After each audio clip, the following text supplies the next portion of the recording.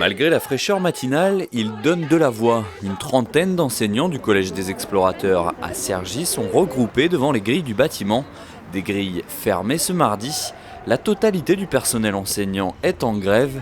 Ils dénoncent l'absence de leur collège dans les nouveaux réseaux d'éducation prioritaire mis en place à la rentrée 2015 qui les privent de moyens supplémentaires. Comme la plupart des établissements dits difficiles, nous rencontrons des difficultés d'incivilité, des difficultés liées à nos populations.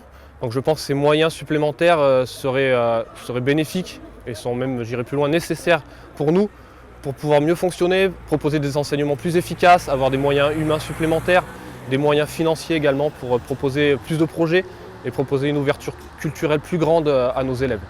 Un choix d'autant plus incompréhensible pour ces professeurs que 3 autres collèges de Cergy devraient intégrer ce dispositif. Gérard Philippe, le Moulin à Vent et la Justice.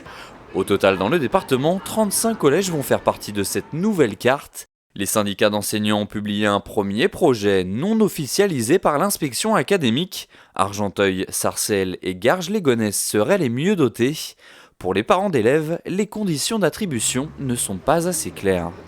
Comme la ministre de l'Éducation nationale nous avait annoncé, que toute la communauté devait y réfléchir. Pour l'instant, on est sur des réunions d'information. L'information, c'est pas la concertation pour nous. Nous, la première question qu'on pourrait se poser, c'est pourquoi les explorateurs n'ont pas été retenus alors que les autres seront retenus en REP. C'est la première question qu'on se pose. Est-ce que c'est un choix parce que l'établissement ne rentre pas dans les critères, alors que nous, les critères que nous avons, nous disent qu'ils rentrent bien dans les critères au niveau de la sociologie des parents, au niveau de la sociologie des enseignants, au niveau des résultats sur les études des élèves, on se pose la question. Contacté, l'inspection académique explique qu'un classement a été effectué selon 4 critères. Le taux de boursiers, le pourcentage d'élèves issus des catégories socio-professionnelles les plus défavorisées, le pourcentage d'élèves issus de zones urbaines sensibles et le pourcentage en retard à l'entrée en 6e.